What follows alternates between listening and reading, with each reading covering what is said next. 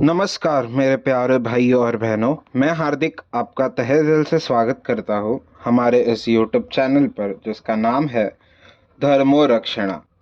हमारे इस चैनल पर आपको सभी पुराणों की कथाएं और उनकी प्रचलित अध्यायों की जानकारी प्राप्त होगी। हर देवी देवताओं के महात्म्य और उनके रूप स्वरूप और अवतारों की जानकारी यहाँ प्राप्त होगी। आशा करते हैं कि हमें आपका सकारात्मक प्रतिसाद मिलता रहेगा। हर हर महादेव। विद्येश्वर संहिता 15वां अध्याय।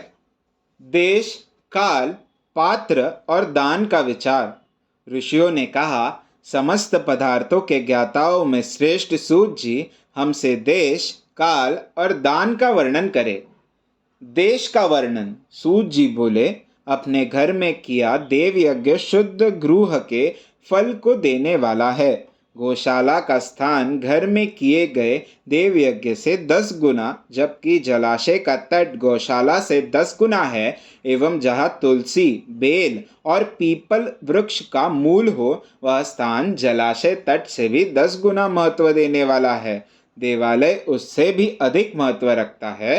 देवालय से 10 गुना महत्व रखता है तीर्थ भूमि का तट। उससे भी श्रेष्ठ है नदी का किनारा, तथा उसका 10 गुना उत्कृष्ट है तीर्थ नदी का तट। इससे भी अधिक महत्व रखने वाला है सप्त गंगा का तट, जिसमें गंगा, गोदावरी, कावेरी, ताम्रपर्णी, सिंधु, सरयू और रेवा नदियां आती है। इससे भी 10 गुना अधिक फल समुद्र का तट, और उससे भी 10 गुना अधिक फल पर्वत चोटी पर पूजा करने से होता है। और सबसे अधिक महत्व का स्थान वह होता है जहां मन रम जाए।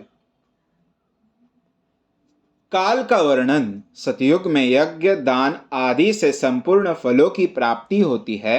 त्रेता में तिहाई, द्वापर में आधा, कलयुग में इससे भी कम फल प्राप्त होता है। परंतु शुद्ध हृदय से किया गया पूजन फल देने वाला होता है। इससे 10 गुना फल सूर्य संक्रांति के दिन, उससे 10 गुना अधिक फल तुला और मेष की संक्रांति में, तथा चंद्र ग्रहण में उससे भी 10 गुना फल मिलता है। सूर्य ग्रहण में उससे भी 10 गुना अधिक फल प्राप्त होता है। महापुरुषों के साथ वह काल करोड़ों सूर्य ग्रहण के समान पावन है, ऐसा ज्ञानी पुरुष मानते हैं। पात्र वर्णन। तपोनिष्ठ योगी और ज्ञाननिष्ठ योगी पूजा के पात्र होते हैं, क्योंकि ये पापों के नाश के कारण होते हैं। जिस ब्राह्मण ने 24 लाख गायत्री का जाप कर लिया हो, वह भी पूजा का पात्र है। वह संपूर्ण काल और भोग का दाता है। गायत्री के जाप से शुद्ध हुआ ब्राह्मण परम पवित्र है। इसलिए दान, जाप, होम और पूजा सभी कर्मों के लिए वही शुद्ध पात्र है। स्त्री या पुरुष जो भी भूखा हो, वही अन्नदान का पात्र है। जिसे जिस वस्तु की इच्छा हो, उसे वह वस्तु बिना मांगे ही दे दी जाए, तो दाता को उस दान का पूरा फल प्राप्त होता है। याचना करने के बाद दिया गया दान आधा ही फल देता है। सेवक को दिया दान चौथाई फल देने वाला होता है। दीन ब्राह्मण को दिए गए धन का दान दाता को इस भूतल पर 10 वर्ष तक भोग प्रदान करने वाला है। वेद वेत्ता को दान देने पर वह स्वर्ग लोक में देवताओं के वर्ष से 10 वर्ष तक दिव्य भोग देने वाला है। गुरुदक्षिणा में प्राप्त धन शुद्ध द्रव्य कहलाता है। इसका दान संपूर्ण फल देने वाला है। क्षत्रियों का शौर्य से कमाया हुआ, वैश्यों का व्यापार से आया हुआ और शूद्रों का सेवा वृत्ति से प्राप्त किया धन उत्तम द्रव्य है। दान का वर्णन।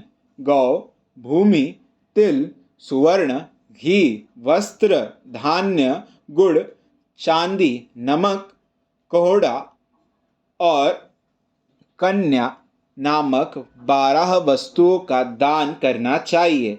गोदान से सभी पापों का निवारण होता है और पुण्य कर्मों की पुष्टि होती है। भूमि का दान परलोक में आश्रय देने वाला होता है। तिल का दान बल देने वाला तथा मृत्यु का निवारक होता है। सुवर्ण का दान वीर्यदायक और घी का दान पुष्टिकारक होता है। वस्त्र का दान आयु की वृद्धि करता है। धान्य का दान करने से अन्न और धन की समृद्धि होती है। गुड़ का दान मधुर भोजन की प्राप्ति करता है। चांदी के दान से वीर्य की वृद्धि होती है। लवण के दान से षड्रस भोजन की प्राप्ति होती है। कोहड़ा या कुष्मांड के दान को पुष्टिदायक माना जाता है। कन्या का दान आजीवन भोग देने वाला होता है। जिन वस्तुओं से श्रवण आदि इंद्रियों की तृप्ति होती है उनका सदा दान करे। वेद और शास्त्र को गुरुमुख से ग्रहण करके कर्मों का फल अवश्य मिलता है। इसे ही उच्च कोटि की आस्तिकता कहते हैं। भाई बंधु अथवा राजा के भय से जो आस्तिकता होती है वह निम्न श्रेणी की होती है। जिस मनुष्य के पास धन का अभाव है वह वाणी और कर्मों द्वारा ही पूजन करे। तीर्थ यात्रा और व्रत को शारीरिक पूजन माना जाता है। तपस्या और दान मनुष्य को सदा करने चाहिए। देवताओं की तृप्ति के लिए जो कुछ दान किया जाता है वह सब प्रकार के भोग प्रदान करने वाला है। इससे इस लोक और परलोक में उत्तम जन्म और सदा सुलभ होने वाला भोग प्राप्त होता है। ईश्वर को सब कुछ समर्पित करने एवं बुद्धि से यज्ञ व दान करने से मोक्ष की प्राप्ति होती है। अध्याय 15वां समाप्त।